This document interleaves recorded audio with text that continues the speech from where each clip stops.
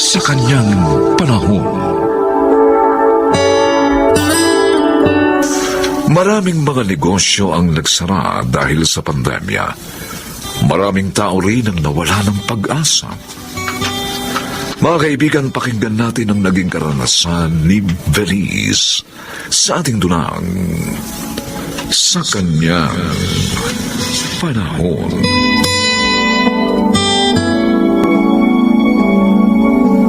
Nay? Oh, anak. Dumating ka na pala. Ang aga mo ah. Gusto mo bang magmerienda? Nay? Oh, bakit?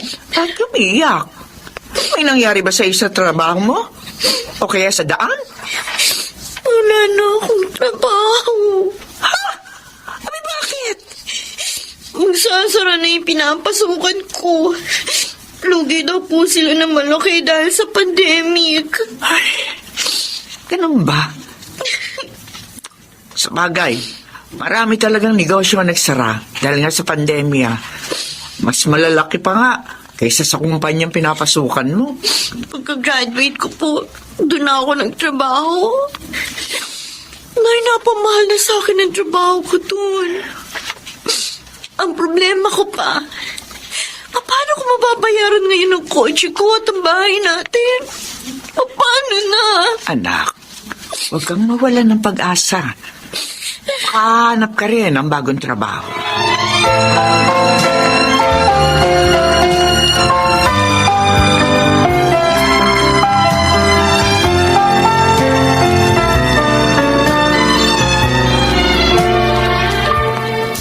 Nela, bakit hindi natin nakasabay maghapunan si Venice? Ayun, nalulungkot. Hanggang ngayon kasi, hindi pa rin magbunga ang paghahanap niya ng trabaho. Oh, hindi lang naman siyang nawala ng trabaho at nahihirapan. Marami. Ay, oo nga, Pepe. Kaya lang nag-aalala ang ating anak sa mga gastusin dito sa bahay. Pati na rin sa mga kailangan niyang bayaran. Oo nga naman. Ilang buwan na rin siyang walang kita. At malamang, paubos na rin yung ipon niya. Iniisip ko nga, Pepe, paano ba natin siya matutulungan? May naisip akong paraan. Talaga? Oh, ano yun? Magtinda tayo ng mga prutas sa harap ng bahay natin. Magluto rin tayo ng ulam. Oo nga, no. Kaya pa naman natin gawin yun. Para hindi na problemahin ni Venice ang gastos dito sa bahay.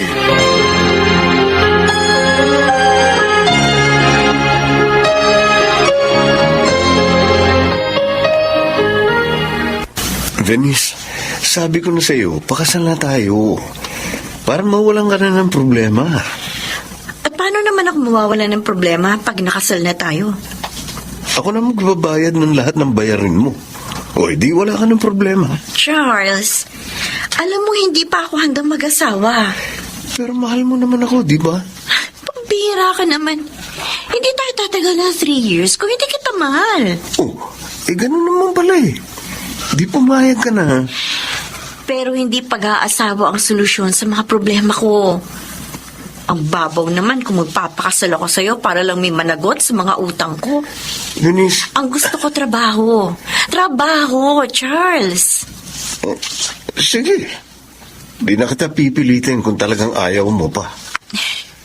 Pasensya ka na. At huwag ka sanang magalit. Huwag kang mag-alala. Hindi ako galit. At siya nga pala, may babalita ako sa'yo.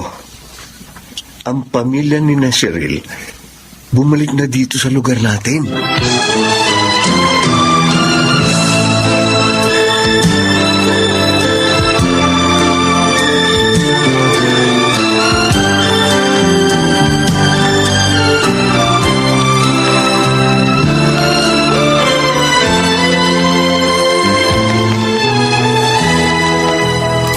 Salamat sa pagdalaw mo, ha, Venice? Talagang agad po ako dumalaw dito. Nang malaman ko po kay Charles na nagbalik na kayo dito sa lugar natin. Mabuti naman, hindi mo ako nakalimutan. Kahit maraming taon na tayong hindi nagkikita. Oo, bakit ko naman makakalimutan ang high school classmate ko? Ay, kumusta ka na ngayon, ha, Iya? Heto po. Jobless because of this pandemic. Ay, nako. Talagang iyang pandemya, oo. Nagsara po kasi yung pinapasukan ko eh. Nalugi po dahil sa pandemic. Oh, nag-try ka na bang mag-apply sa iba? Oo, Cheryl. Kaya lang karamihan ayaw tumanggap ng empleyado eh. Nagbabawas pa raw sila. Minsan nga, parang nawawala na ako ng pag-asa. Bihira ka. Bakit naman? Dami ko kasing problema eh. Pati nga si na inay na hindi ko na pinagtrabaho. Nagtitinda na ngayon sa harap ng bahay namin. Para lang matulungan ako kahit papano. Uy, hindi naman mabigat yung problema mo. Kaya dapat, huwag kang mawala ng pag-asa. Ikaw, wala kang problema. Mayaman kasi kayo eh. Ay, hindi tulad ko, mahirap at may kargo mga magulang. Alam mo, dahil sa tagal ko walang trabaho, bus na yung ipon ko. Hindi problema yon. Di ba, Daddy? Aba, oo naman, alang. Siya nga pala, Venice. Ay, bakit hindi mo subuking mag-online business? Oh. Po, wala na po ako may pupuhunan sa ganyan, Tito Sandro. Bay, ako ang bahala sa iyo, Ian. Bibigyan kita ng mga produkto, ha? At tuturuan din kita kung paano ibebenta pa ngayon.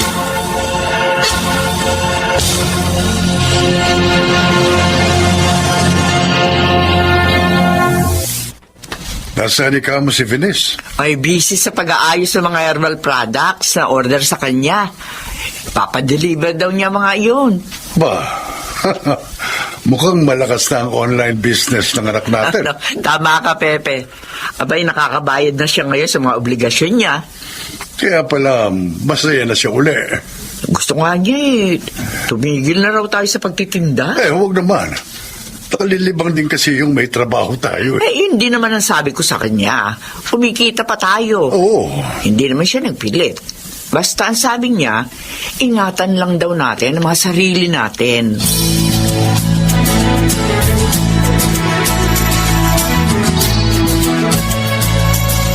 Alam mo, natutuwa ako sa sipag ng kaibigan mo, anak. Aba, ilang buwan pa lang siyang nagbebenta ng mga produkto natin, ha? Pero ang laki na ng kanyang benta, ha? Kaya nga eh. Pero masaya ako sa kanya, Daddy. Aba, oo.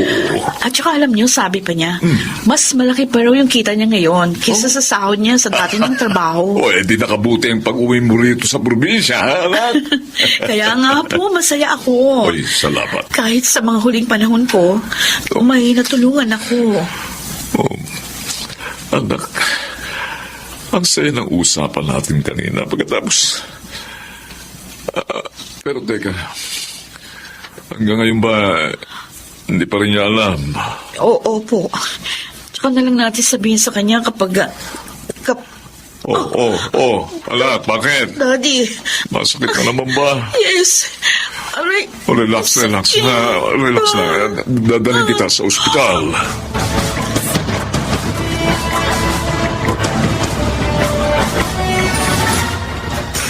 Ang galing mo, Venice. Ang laki na pala ng kita mo dyan sa online business mo. Tuwan-tuwa nga ako eh. At nagpapasalamat ako dahil umuwi dito si Cheryl. Nalutas na yung mga problema ko. Nagkaroon pa ako ng trabaho, mas malaki ang kita. Talo mo pa nga ako ngayon eh. Alam mo, bakit hindi mo subukang gawin itong sideline?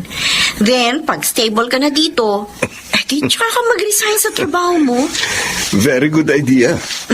Pero, turuan mo ako. Sure, ikaw pa. Malakas ka sa akin. Sasabihin ko rin ito kay Cheryl pagpunta ko sa kanila bukas. Malayo ang bahay nila dito ah.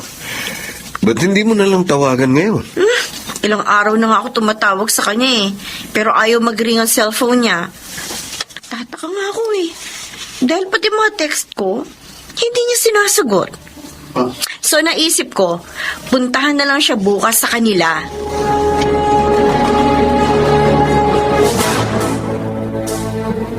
Ikaw pala, Venice. Pumasyal po ako dito, kasi po, ilang araw ko na tinatawagan at tinitext si Cheryl. Pero wala po siyang sagot. May sakit po ba siya? Bakit po hindi kayo makasagot, Tito Sandro? Matagal na siyang may sakit.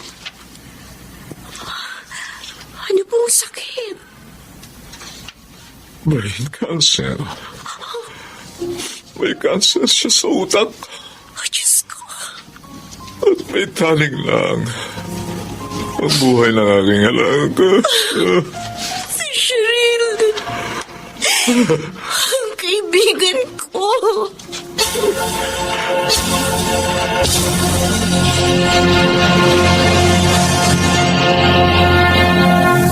Venice, salamat. Nagkita pa tayo. Cheryl, bakit hindi mo sinabi sa akin na may sakit ka pala? At may taning na ang buhay mo. Dahil ayokong maawa ka sa akin. At lalong panghinaan ng loob. Cheryl. Naalala mo ba yung sinabi ko sa'yo noon na magaan lang ang problema mo? Siguro ngayon, naunawaan mo na kung bakit ko nasabi yun. Dahil ako, buhay ko mismo ang problema ko. Gusto kong gumaling ka. Gusto ko makasama ka pa. Huwag ka nang umiyak. Tanggap ko na ang kapalaran ko. Tanggap na rin yun ni Daddy. At saka, makakasama mo pa rin naman ako sa pamamagitan ng mga itinuro ko sa'yo. Venice. Bakit? Sakit na naman ang ulo ko. Ay, taga, tatawagin kong doktor. Huwag na, huwag na. Huwag mo kalilimutan, ha? Lahat ng problema may katapat na solusyon. Magtiyaga ka lang hanapin yun. Cheryl. Oo, kaibigan ko. Anak, nakaalis na lahat ang mga nakipaglibing kay Cheryl. Tayo na lamang natitira dito at ang kanyang daddy. Sandali na lang po, Nay. Itay.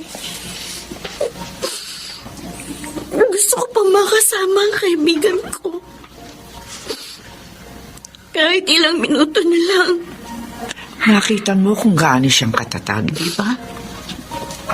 Opo, Nay.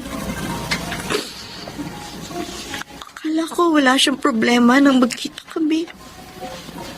Yung pala, mas mabigat pa sa problema ko dinadala niya. Dahil may taning na ang buhay niya. Pero sinikap pa rin niyang makatulong sa iyo sa kabila ng kanyang kalagayan. Opo, Itay. At ipinangangako ko, hindi ko sasayangin ang kanyang pagtulong. Mananatiling inspirasyon ko ang mga payo niya sa akin.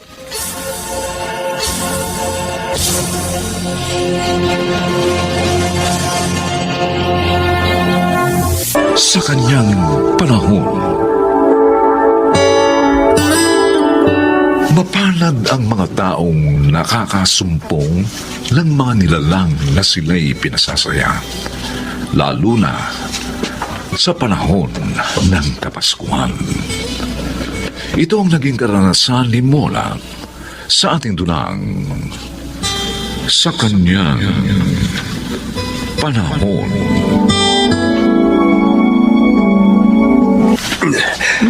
Ang sarap niyo pala magluto, Nanay Mona. Busog na busog ako.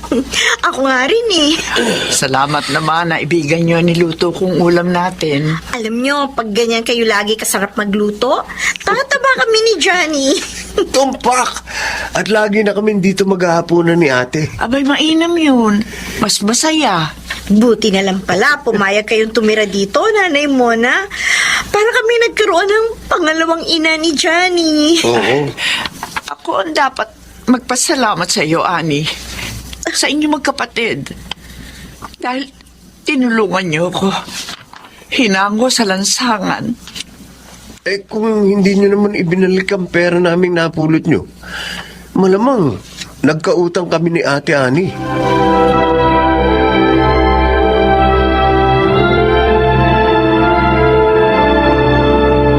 Girl, ang linis ng bahay nyo, ha? Ang ganda ng pagkakaayos. Oo, si Nanay Mona ang nagpakahirap sa pag-aayos niyan. O pagkakatiwalaan pala yung kinupup ninyo. At saka masipag, ha? Oo, at masarap pang magluto. Ay, kaya naman pala tumataba kayo ni Johnny. Sinabi mo pa. Eh, pero nagtataka lang ako, Oh, bakit? Nasaan ba yung pamilya ni Aling Mona? Bakit siya hinayaang manirahan sa lansangan? May pamilya siya, Julie. Pero pinalayas siya. Ha? Diyos ko naman. Bakit?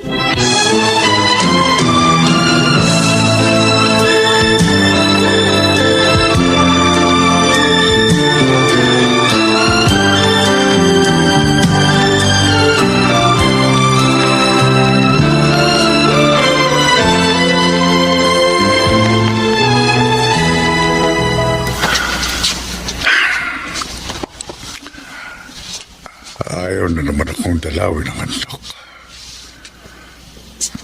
Naalala ko na naman si Mona. Mona, magkikita pa kaya tayo? Makababawi pa kaya ako sa mga kasalanan kong nagawa sa'yo? Tay, gabi na po Bakit hindi pa kayo natutulog? Kuwan, anak. Nagpapahangin lang ako. Hindi pa kasi ko inaantok. Maaga pang pasok nyo bukas. Dapat magpahinga na rin kayo. Sige. Susunod na ako, Roger. Okay. Huwag na kayong magtagal dyan, ho? Oo, anak, oo.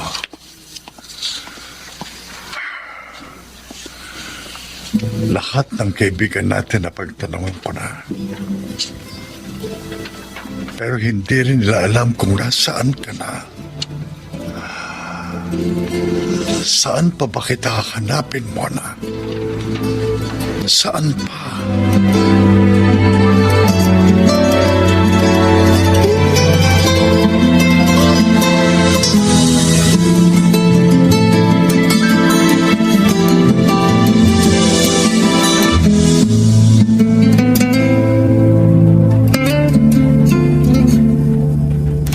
Gusto niyo magtinda ng bibingka? Oo sana, Ani. Nang malibang naman ako pag wala kayo. Huwag ka mag-alala. Hindi ko pababayaan ang bahay kahit nagtitinda ako. Naniniwala naman po kami. O sige, magtinda kayo. Pero pag nahirapan kayo, kuminto kayo. Oo, Johnny. Salamat sa inyo magkapatid, ha. Gusto ko lang talaga may pera ako sa Pasko, eh. Parang may bibigyan kayo ng regalo, nanay.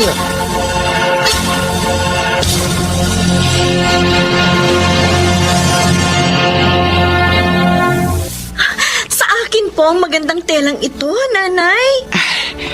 Oo, Ani. Pasensya na, ha. Iyan lang kasi ang kaya kong bilhin.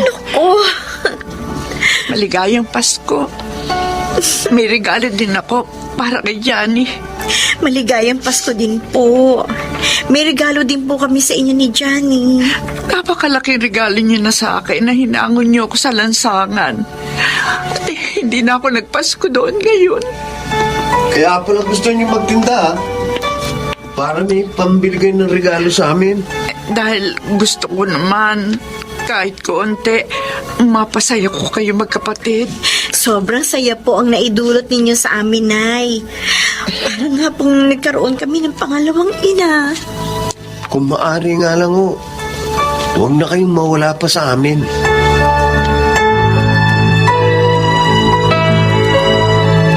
Ang bait naman niya. Nag-iipon pa siya para lang maibili kayo ng regalo ni Johnny. Oo, kaya talagang na-touch kami ng kapatid ko sa kanya, Julie. Ipakilala mo nga sa akin ang tinulungan mong pulubi, babe. Sobra akong nai-impress, Ay naku, talagang mai-impress ka, Roger. Lalo na kapag natikman mo yung luto niya. Talaga lang, ha? Oo! Sige, magpunta ka bukas sa bahay at ipakikilala ko sa'yo ang bago naming nanay ni Johnny.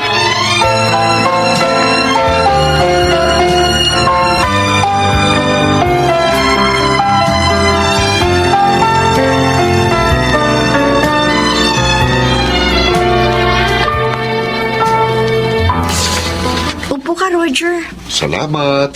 Tamang-tama ang dating mo.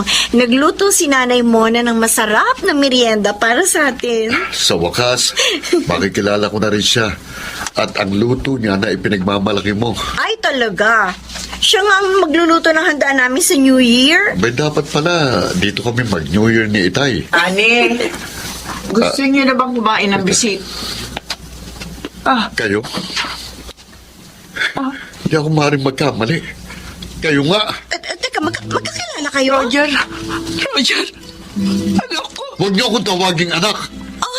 Isa kayong masamang babae. Hindi totoo yan, anak. Huwag na kayong magsinungaling pa. Kung gayon, ikaw ang anak ni Nanay Mona? Ako nga, Ani. Kaya palayasin mo ng babae niyan. Hindi siya dapat tulungan. Roger, huwag kang magsalita ng ganyan. Igalang mo siya dahil nanay mo pa rin siya. Masama nga siya. Iniwan niya kami ni Itay dahil sa ibang lalaki. Nagkakamali ka, anak. Ano? Hindi ko kayo gustong iwan. At lalong hindi ako nagtaksil sa tatay mo. Pakinggan mo muna ang paliwanag niya, Roger. Hindi na. Ayoko nang marinig ang mga paliwanag ng masamang babaeng yan.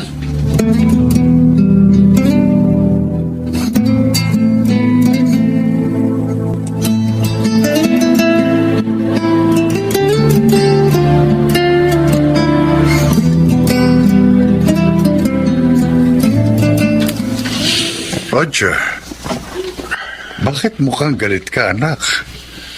Nag-away ba kayo ni Andy? Akala ko hindi na ako masasaktan ni Tay.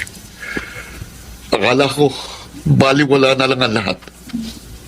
Pero bakit nasaktan pa rin ako? Ano ba ibig mong sabihin? Nakita ko siya. Sinong siya? Ang asawa niyo. Ano? Siya palang ipinagmamalaki ni Annie na mabait na pulubing kinupkup nila. Hindi ko siya matanggap, Itay. Samahan mo ako sa kanya. Ibig ko siyang makita. Para ano? Tay, niloko na niya kayo. Pinagtaksilan. Iniwan tayo at sumama sa ibang lalaki. Anak, panahon na para malaman mo ang katotohanan.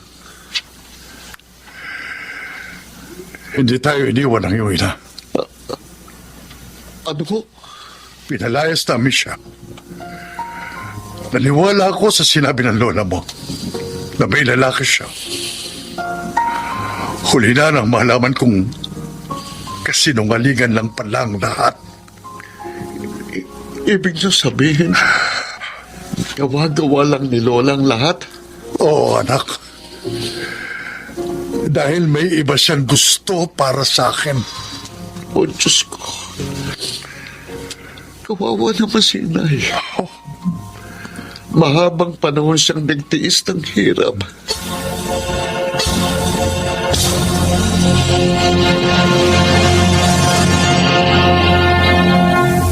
Hindi siya naniwala sa akin. Hindi niya ako matanggap. Tumahan po kayo, Nanay Mona. Kung hindi po kayo matanggap ng pamilya niyo, kami ni Johnny tanggap po namin kayo. Oo nga ho. Napamahal na po kayo sa amin. Dumito na lang po kayo. Maraming salamat sa inyo magkapatid. Napakabuti niyo. Pero tiyak na magagalit sa'yo si Roger kapag itinuloy mo ang pagkupkup sa akin. Ayos lang po. Kahit mawala siya sa akin. Ayoko rin naman po ng nobyong walang respeto sa magulang. Pero hindi kayo dapat madamay sa problema ko. Sa ilang panahon ng pagtigil nyo rito, itinuring na po namin kayong ina. Kaya sasamahan po namin kayo sa pagharap sa mga problema nyo.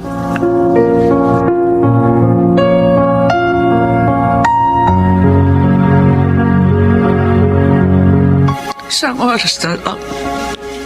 Papasok mga panibagong taon. Pero ang buhay ko, nananatili pa rin malungkot.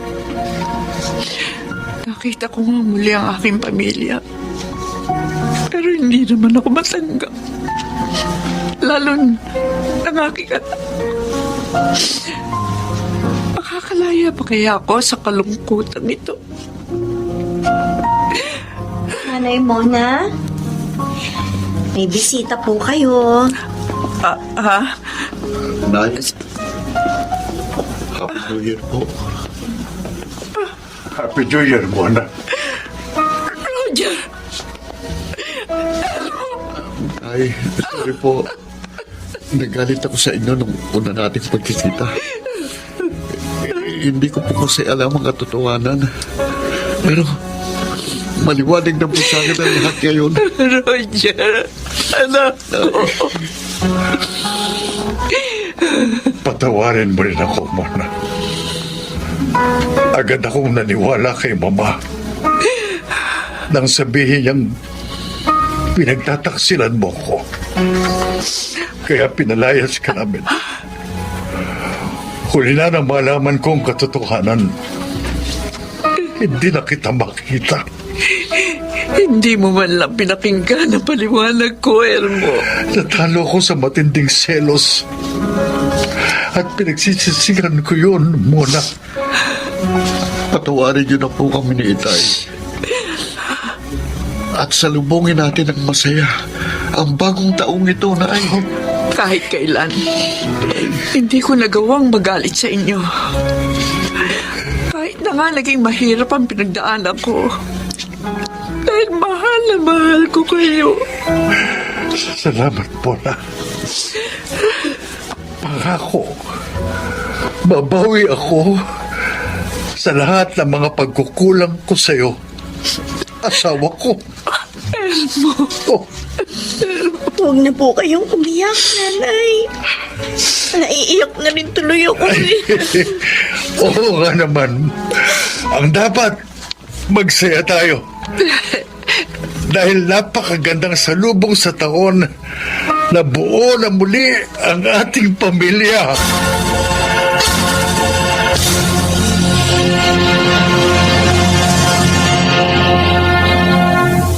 Sa kanyang panahon, maraming masamang bunga ang dulot ng masamaring saloobin. At madalas, kapahamakan ang kinahihinatnan ng ganitong pag-uugali. Mga kaibigan, pakinggan natin ang naging karanasan ni Andrew sa ating dulang sa kanyang panahon. Andrew, teka. Bakit mo pinapasakan ng mga basahan niyang tubo ng kanal? Magbabara yan. Kaya ako nga pinapasakan ng basahan eh. Para magbara. Sandali. Hindi talaga kita maintindihan eh. Ano ka ba? Natutulog ka ba sa pansitan? Hindi mo ba nakikita? Halos tapos na ang subdivision na ito. Oh, ibig sabihin, wala na tayong trabaho. Kailangan natin mag-isip ng diskarte kung paano tayo mabubuhay sa susunod na mga araw. Pare, hindi ko talaga makuha eh. Kung bakit binabarahan mo yung mga tubong dadaluyan ng tubig patungo sa drainage system itong subdivision. Boy, simple lang yan eh. Natural. Barado. O kaya hindi dadalo yung tubig. Ang mangyayari, maghahanap sila ng gagawa para maayos ang mga tubo. O di, pakakataon natin yun. Tayo ang gagawa. Paano ka nakakasigurong tayo nga ang gagawa? Hindi lang naman tayo mga construction worker dito na pwede nilang tawagin. Magpapaskil tayo na sa bawat poste ng subdivision. Nung mga pangalan natin, tsaka yung cellphone numbers natin. At syempre, pati yung trabaho natin na tagatanggal ng bara. Ba, pwede. Oo nga no. Isa pa, kapag nagkaroon ng kapalpakan sa subdivision na to, tiyak, yung mga engineer na namamahala sa proyekto, ang sisisihin nila. Oh, nagtiligtas tayo.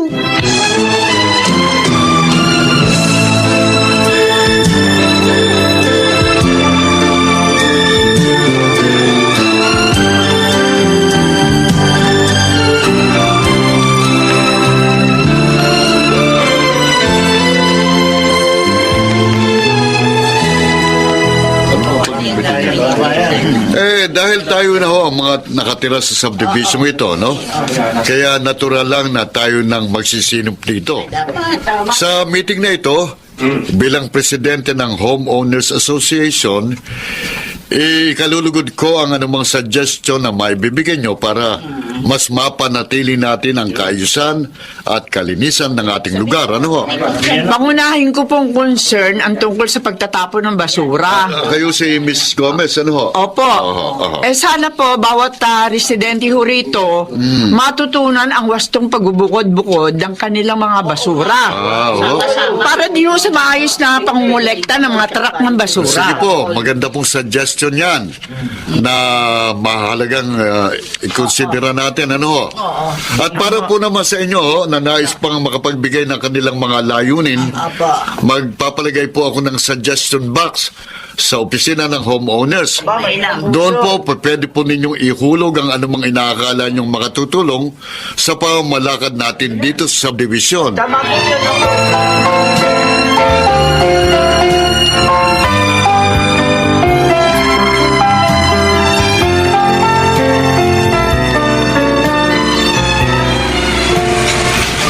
Bakit naman kasi hindi pantay-pantay na nilikha ng Diyos sa mga tao? No? Tulad na lang yung mga nakatira dito sa subdivision. Parang sila lang ang pinagpala. Magagandang bahay. Magagandang mga sasakyan. Lalo na kapag nakikita ko silang galing sa pamimili, Boying, parang kinukurot ang puso ko sa lungkot. Naalala ko ang anak kong si Jenny, na ang tanging pangarap lang makatikim ng masasarap na pagkain nakikita niya sa mga patalastas sa telebisyon. Ako naman, yung para kay inay ang lagi kong iniisip. Kung marami lang akong pera, may papagamot ko yung pamamaga ng kanyang mga paa para makalakad naman siya ng maayos. Ang buhay natin, umiikot palagi sa walang sapat na pagkain may bibigay sa pamilya. Hindi pagkakaroon ng mapupuntang ospital kapag nagkasakit. Walang kasiguruhang buhay. Buhay na walang dignidad.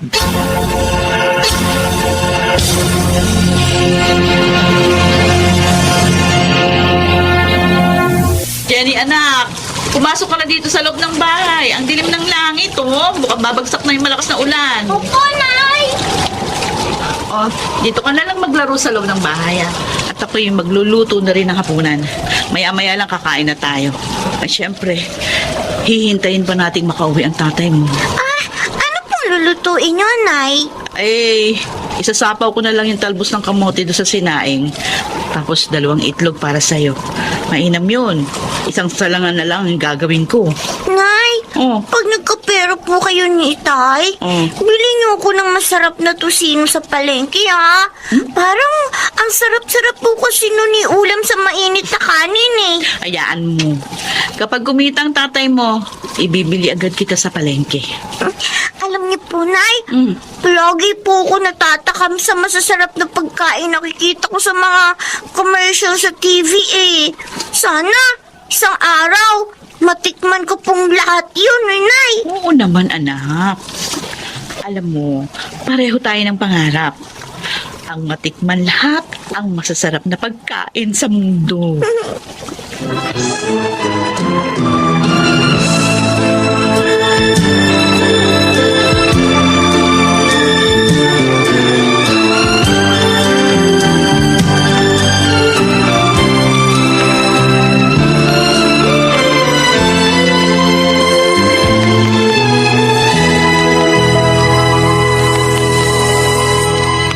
Magsipaganda po tayo mga kalugar.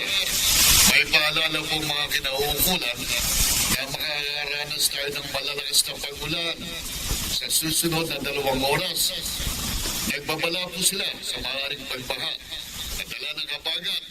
Kaya maging alert po tayo. Maraming salamat po sa pagpapaalala, Mr. Cruz. Hi, Mrs. Gomez. Opo, kahit kasi nandito po tayo sa subdivision, hindi pa rin po tayo dapat maging kampante. Tama ho kayo dyan.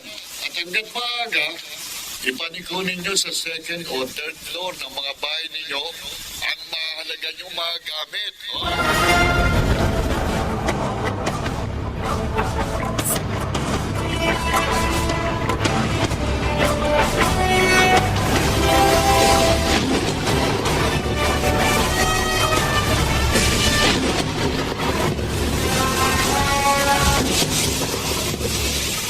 mukhang lalo pang lalakas ang ulan na to, ah. Tingnan mo. Ang dilim ng langit. Nakakatakot pati mga pagkulog at pagkidlat. Wala naman daw bagyo. Dala lang ng habagat sa mga pag-ulan na yan. Kahit na, hindi pa rin tayo nakakasiguro. Lalo na, sa estero tayo nakatira. Umandar na naman yung pagkabahag ng buntot mo eh. Hindi mo naisip? Yung malakas na ulang padating, yan ang magbibigay sa atin ng trabaho. Pag bumaha sa subdivision, marami tayong tatrabahuin tubo ng kanal. Ay, naku. Paano? Hindi ba muna tayo uwi? Kasi baka lalong lumakas ang ulan. Hindi na tayo makakauwi dahil matatarp na tayo sa baha sa paligid. Alam mo na, walang kasama si inay sa bahay. Ang hirap sa'yo, wala pa nga ulan, takot na takot ka na eh. Sige na, umuwi ka na. Napakaduwag mo. Kahit kailan, duwag.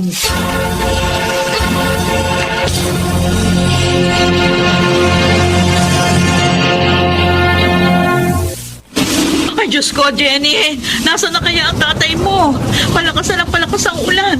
Yung tubig sa estero. Ayan, unti-unti nang tumataas. Ang bilis ng agos. Paano tayo makakaalis dito? Wala pang tatay mo.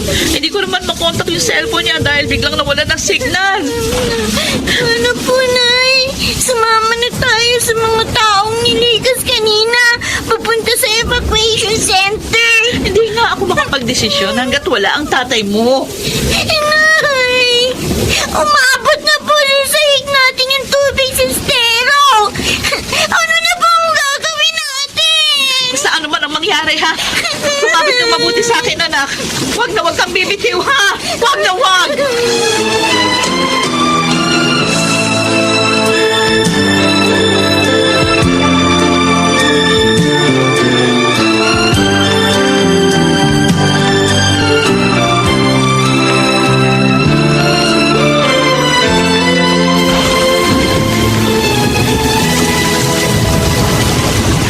Diyos ko, bakit ang bilis ang pagbaha dito sa subdivision? Halos hanggang dibdib na agad. Kailangan makauwi na ako sa mag-ina ko. Kailangan ko na sagupain ang baha.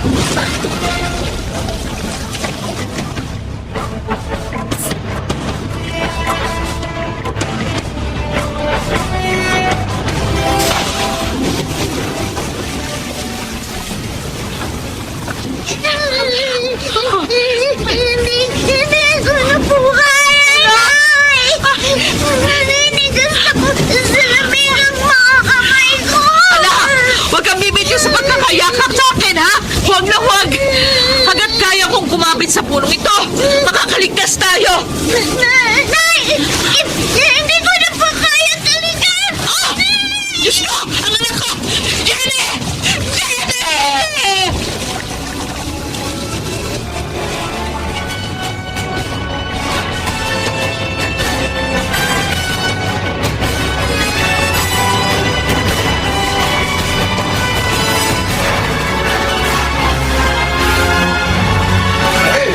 Ligaya! Si Jenny nasaan? Bakit hindi mo kasama rito sa evacuation center ang anak natin? Hindi ko na rin alam ang nangyari sa aming mag-ina. Basta ang huling tanda ko, nakabitiw na rin ako sa punong kinakapitan ko ng tangay ng tubig ba ang barong-barong natin sa estero. Jenny! Jenny! Jenny, anak! Nakaligtas ka! Salamat, anak! Salamat sa Diyos! Nagkita ba tayo? Eksaktong pagpasok ng dala naming bangka ng mga sinamahan kong rescuer, nakita namin sila magkahiwalay na palutang-lutang, nakakapit sa malaking kahoy. Andro, pagkalikas kasi namin kay inay at sa iba pa nating mga kapitbahay sa estero, nagpabalik-balik na kami para matiyak na nailikas na ang lahat ng nakatira doon.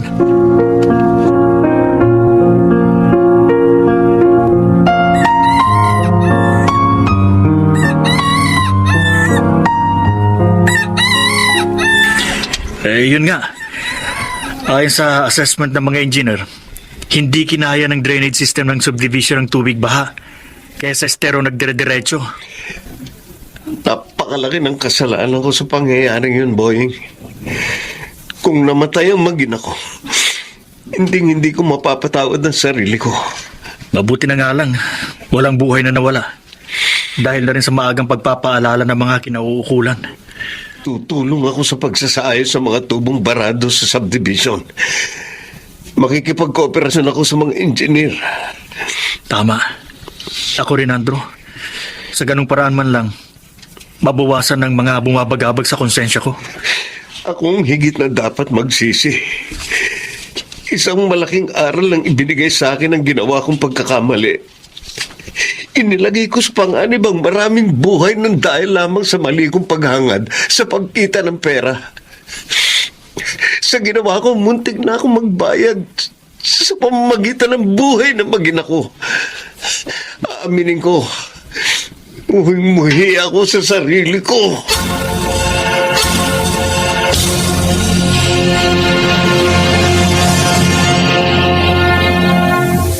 Sa kanyang panahon, Bakit po binibigyan niyo ako ng pera, Ma'am Sonia? Alirio, ito itulong ko para sa'yo, ano? Dahil sa masamang sinapit mo dito sa aming bahay. Ma'am, Gamitin mo ito para makapagsimula ka ng isang bagong buhay. sabi niyo, tutulungan niyo akong hanapin ng nagsamantala sa akin. Oo, ginawa ko na yon. Pero, wala rin akong lalaman. Kaya ito na lang. Ito yung naisip kong gawin. Ma'am Sonia, Bumangon ka, Lirio.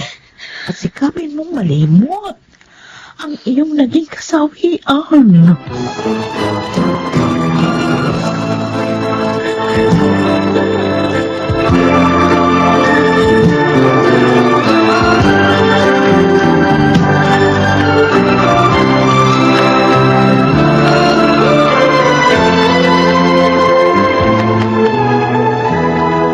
Salamat naman at dinalaw mo ko, anak.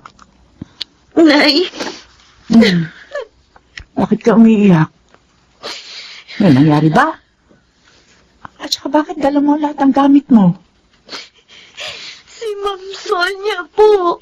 Sinaktan ka ba ng amo mong babae? Di ba sabi mo mabait yun?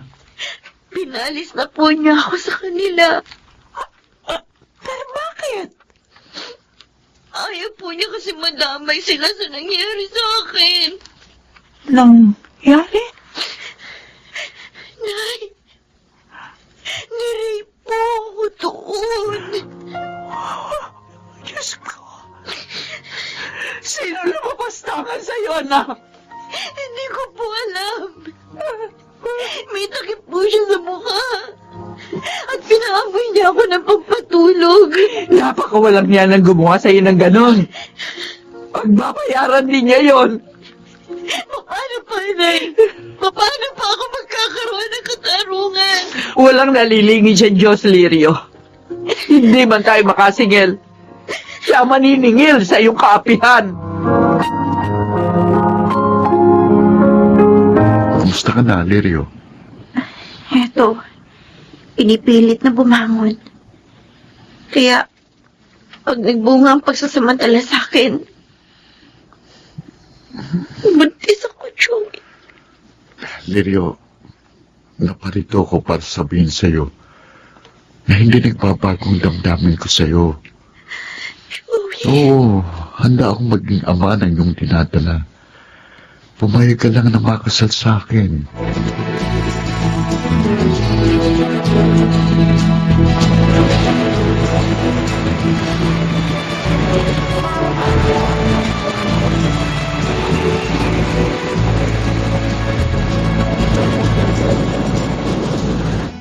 Ano?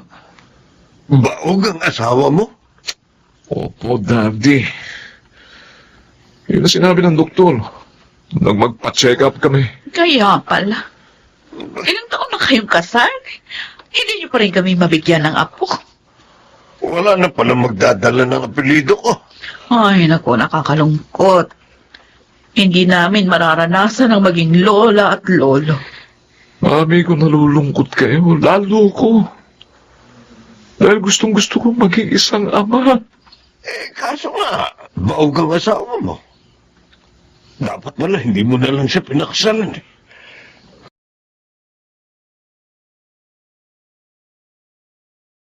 Eh, bale, Daddy, Mami, may pag-asa pa naman para maging ama ako eh. Paano? Mag-aampon kayo? Oo. Ay, hindi. Hindi, Mami. Ayaw Ano? i-edit yun. Mag-aalala ka sa iba. Ay, naku. Lalo hindi pwede. Magagalit ang daddy ni Edith. Sisingilin yung pagkakautang natin dahil doon sa pagkalugi sa ating negosyo. Ay, pag nagkataon, magiging mahirap po tayo sa daga, klaro. Hindi ho ako mag-aanak sa iba. Ano ba kayo? Ano? Kukunin ko yung tunay kong anak. Ha? Ang anak ko sa pagkabinata. May anak ka? Meron, Daddy.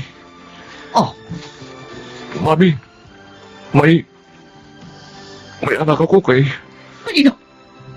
Lirio. Sa katulong natin? Opo, Daddy. Nabalitaan ko kasi noon na nagbunga yung ginawa ko sa kanya. Kung ganoon, kamang hinana ko. Ikaw nga. Ikaw ang gumahasa sa kanya.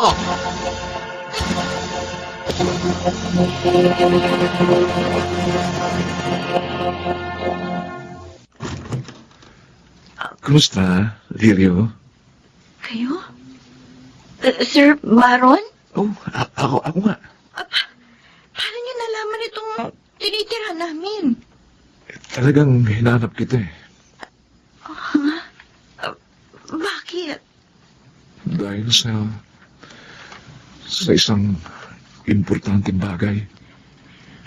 Ano yun?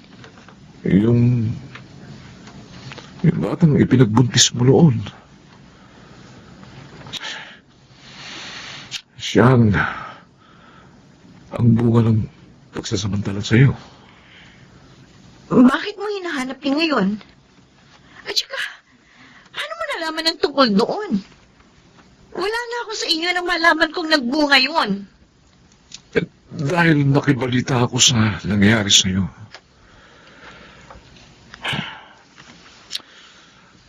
Lirio, ako ang nagsamantala sa'yo. Ikaw? Ikaw ang walang yang yun? I'm sorry. Nagawa ko lang yun dahil lasing ako eh. Hayop ka. Saan? Ay ko? Kasama mo! Lumayas ka dito. Lumayas ka! Lirio, may ipakikiusap ako sa'yo. Ibigay mo na sa akin yung bata. Wala kasi kaming anak na asawa ko eh. Kaya, siguro mas mabibigyan ko siya ng magandang kinabukasan. Ayun! Kaya mo siya hinahanap para mapunan ng kawalan sa buhay mo! Malas mo lang, Baron, dahil wala ng batang yon. Ipinalaglag mo siya. Hindi ako masama katulad mo. Hindi ko magagawang pumatay ng walang malay. Kusa siya nalaglag. Dahil sa hirap na inabot ko nung magkaroon ng bagyo sa dati naming tirahan. Hindi! Ngayon, nauunawaan ko na kung bakit hindi niloob ng Diyos na maisilang ko siya. Para hindi siya mapunta sa isang masamang amang katulad mo!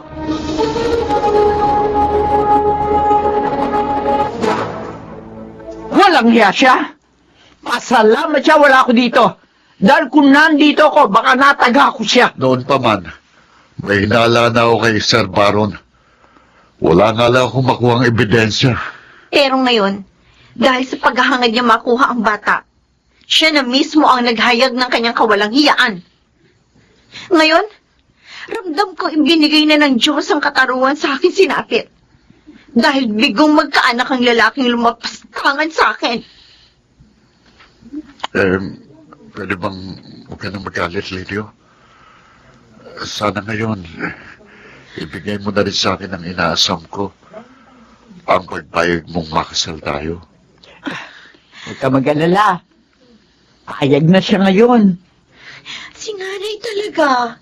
Inunahan pa akong sumagot. Eh, kasi naman sobrang tagal na ng paghihintay ni Joey. Totoo ba yun, Lidio? Payag ka nang makasal tayo? Oo. Handa na akong harapin ang panibagong buhay. Nakasama ka.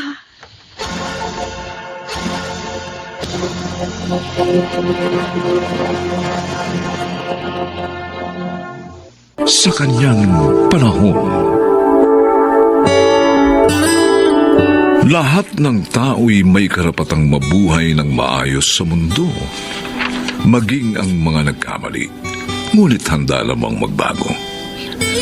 Mga kaibigan, narito po ang naging karanasan ni Edong sa ating dunang sa kanyang panahon.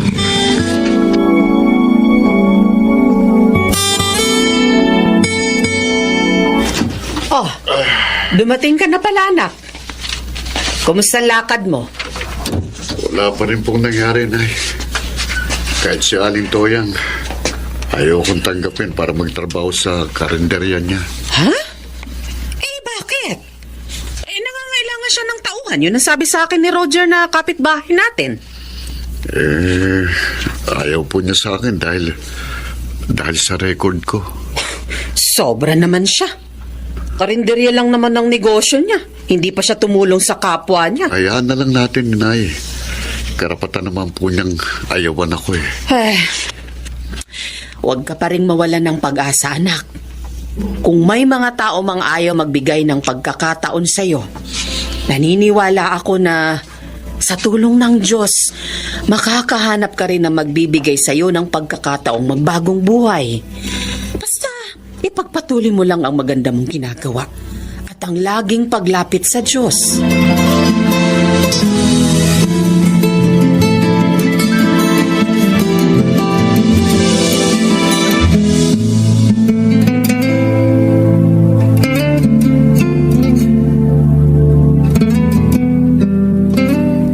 Maraming salamat po, Sir Johnny. Humanga ako sa pagkasabi mo ng totoo, Edong. Tungkol sa iyong nakaraan. Kaya naisip ko na bigyan ka ng pagkakataong makapagbagong buhay. Talaga pong gusto ko lang magbagong buhay. Kaya kahit noon pong nasa kulungan ako, nagpakabait po ako hanggang sa makalaya ako. Mabuti naman. Naniniwala ako na may maganda ka pang kinabukasan. Magsikap ka lang at huwag kang maligaw ng landas. Makakamit mo rin yun. Maraming salamat po ulit, Sir Johnny. Hindi ko po sisirain ang pagtitiwala niyo sa akin.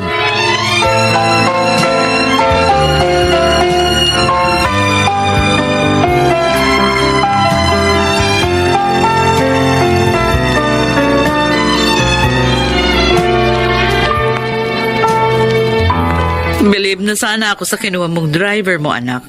Dahil nakikita ko masipag. Lahat ng kotse dito sa bahay nililinis. Kahit hindi niyo utusan, ha? Totoo po yun, Mami. Pero ang problema, dati pala siyang bilanggo. Adik at tulak ng shabu. Noon pa naman po yun, Mami Patria. At pinagdusahan na po ni Edong. Lahat ng kanyang mga kasalanan. Kaya nga nakulong siya ng ilang taon. Kahit na, nakakatakot pa rin siyang makasama. Anong malay mo kung nagdodroga pa rin siya hanggang ngayon? Mami, nilayuan na po ni Edong ang shabu. At saka paano tayo makakatulong sa ating kapwa kung hindi natin sila bibigyan ng pagkakataon? Tama ho. Bigyan po natin ng chance, Edong. Baka naman po talagang nagbago na yung tao. Ay, bahala kayong mag-asawa. Pero ako, hindi ko ipagkakatiwala ang sarili ko sa ganong klase ng tao. Baka siya pang maging dahilan ng kapahamakan ko.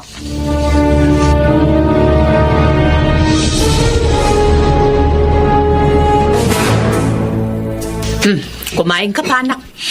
Ay, tama na po, Nay. Ha? Busog na po ako. Eh, kakaunti pa lang ang kinain mo, ah. Pinagmerienda po kasi ko ni Sir Johnny matapos kong linisin ang mga kotse nila. Ay, mabait pala sa'yo ang mag-asawang amo mo. Opo, Nay. Maayos din po silang magpasweldo. Si Ma'am Patria lang pong halata akong ayaw sa akin. Ha? Eh, sinong patria? Mami po ni Sir Johnny. Hindi po nagpapadrive ng kotse sa akin yun. Hindi rin po ako binabati at madalas nahuhuli ko siyang nakasimangot na nakatingin sa akin. Eh, wag mo na lang siyang pansinin. Lalo mo na lang pagbutihin ang trabaho mo kina Sir Johnny mo. At makikita mo, darating din ang araw, matatanggap ka rin ng kanyang mami. Salamat po sa suporta niyo sa akin, Nay. Kahit nakagawa ako ng mabigat na kasalanan, nariyan pa rin kayo sa tabi ko. Mahal kita, anak. At lagi akong handang gabayan ka. tungo sa tamang landas ng buhay.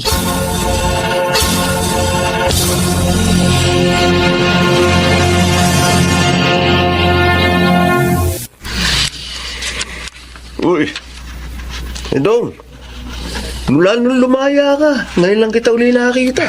Bagong buhay na ako, Diego. Mukha nga eh. Ayos ha, ibang-iba na ang forma mo. May trabaho na ako ngayon. Driver ako ng isang may kayang pamilya. Ako rin, may iba ng trabaho eh. Naiwan mo na rin ang pagtutulak. Nagpahinga muna ako dun. Ha? Mainit kasi sa akin ang mga alat eh. Alam mo na, ayoko matiklo. Kaya umiba muna ako ng trabaho. Pero malaki pa rin ang kita. Baka gustong sumama. Ano? Malaking bayad sa akin dito. Kaya nga kahit kumuha ako ng kasama, ayos lang. Basta magawa ko lang yung maayos ang pinatatrabaho sa akin. Diego, baka may sabit yan. Ayoko na ng... Walang tiklo ito eh, Dong. Ano ba trabaho yan? Magtutumba lang tayo ng tao. Ano? Malaking kasalanan yan. Kung matitiklo, mahusay naman ako magtumba eh. Kaya ayos lang, di ba?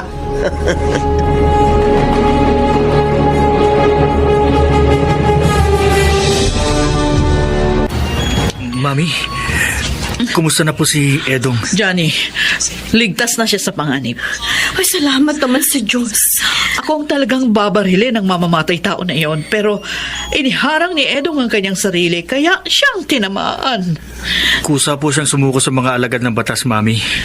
Nang makita niyang si Edong ang nabaril niya. Nakonsensya siguro kaya sumuko na. Ha? Dati pang tropa ni Edong ang lalaking yun. Si Diego. Hindi niya po alam na kayo ang amo ni Edong na ibig ipapatay ni Cesar. Si Cesar? Oo, Mami. Ang taong may malaking utang sa inyo. Siya ang umupa ng taong papatay sa inyo. At nagkataon, dating barkada yun ni Edong. Oh, Diyos ko. At iniligtas po kayo ni Edong sa kamatayan.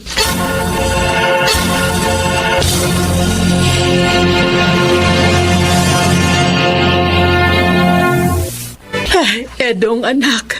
Kumusta ng pakiramdam mo? May masakit pa ba sa'yo? Medyo masakit pa po ang sugat ko, Nay. Oh, Si Ma'am Patria po. nasa labas. Kasama sina Sir Johnny at Ma'am Merly. Hindi ko nakilalang pumaril sa kanya. Na ikaw ang tinamaan. Dahil iniligtas mo ang nanay ng amo mo. Opo. Nasa kamay na ng mga alagad ng batas ang salarin. Oo. Kung ganun, kilala na nila kung sino yon. Oo. At magugulat ka. Dahil ang taong yon ay si Diego. Ano? Oo, anak. Mami pala ng amo mo ang ipinapapatay sa kanya. Iyon ang ipinagtapat niya sa mga may kapangyarihan. Kawawan Diego. Dahil sa ginawa niya, tiyak na siyang makukulong ngayon.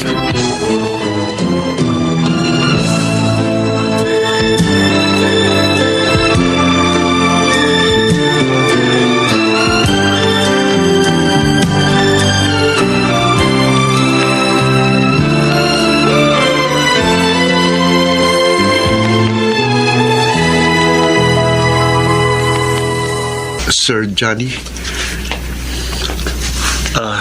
Masaya kami at nakalabas ka na ng ospital ngayon, Edong. pwede na po akong magtrabaho uli, Sir Johnny. Hindi pa. Magpahinga ka muna sa inyo. Pero sir, malaking abala na po sa inyo itong mangyayari sa akin. Huwag mong alalahanin yun, Edong. Ay, Basta ang mahalaga, makapagpahinga ka ng gusto para lubusan kang gumaling. Ma'am Patria? Maraming salamat sa iyo, iho. Iniligtas mo ako sa kamatayan. Totoong nagkamali ako sa hindi ko pagbibigay ng pagkakataon sa iyo para magbago. Ma'am Patria. Edong, patawarin mo sana ako.